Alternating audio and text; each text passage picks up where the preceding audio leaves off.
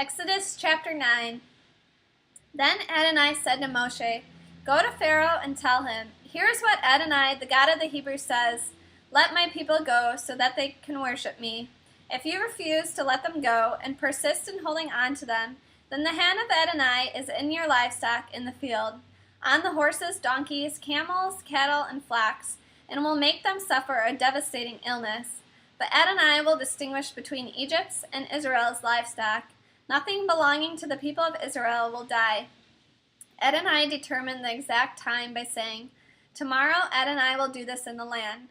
The following day Adonai did it. All the livestock of Egypt died, but not one of the animals belonging to the people of Israel died. Pharaoh investigated and found that not even one of the animals of the people of Israel had died. Nevertheless, Pharaoh's heart remained stubborn, and he didn't let the people go. Adonai said to Moshe and Aaron, 'Take handfuls of ashes from a kiln, and let Moshe throw them in the air before Pharaoh's eyes. They will turn into fine dust over all the land of Egypt and become infected sores on men and animals throughout Egypt.'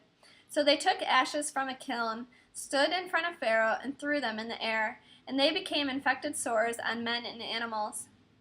The magicians couldn't even stand in Moshe's presence because of the sores, which were on them as well as on the other Egyptians.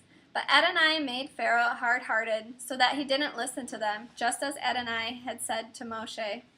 Adonai said to Moshe, 'Get up early in the morning, stand before Pharaoh, and say to him, "Here's what Adonai says: Let my people go so that they can worship me. For this time I will inflict my plagues on you, yourself, and on your officials and your people, so that you will realize that I am without equal in all the earth. But now I could have stretched out my hand and struck you and your people with such severe plagues that you would have been wiped off the earth. But it is for this very reason that I have kept you alive, to show you my power, and so that my name may resound throughout the whole earth. Since you are still setting yourself up against my people and not letting them go, tomorrow, about this time, I will cause a hailstorm so heavy that Egypt has had nothing like it from the day it was founded until now.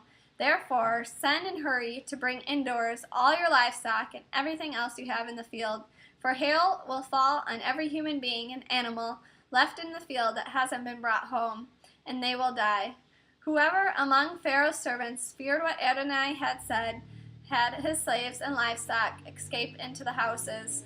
But those who had no regard for what Adonai had said left their slaves and livestock in the field. Adonai said to Moshe, 'Reach out your hand toward the sky, so that there will be hail in all the land of Egypt, falling on people, animals, and everything growing in the field throughout the land of Egypt.' Moshe reached out with his staff toward the sky, and Adonai sent thunder and hail, and fire ran down to the earth. Adonai caused it to hail on the land of Egypt. It hailed, and fire flashed up with the hail. It was terrible, worse than any hailstorm in all of Egypt since it became a nation. Throughout all the land of Egypt, the hail struck everything in the field, people and animals, and the hail struck every plant growing in the field and broke every tree there. But in the land of Goshen, where the people of Israel were, there was no hail. Pharaoh summoned Moshe and Aaron and said to them, 'This time I have sinned. Adonai is in the right, and I and my people are in the wrong.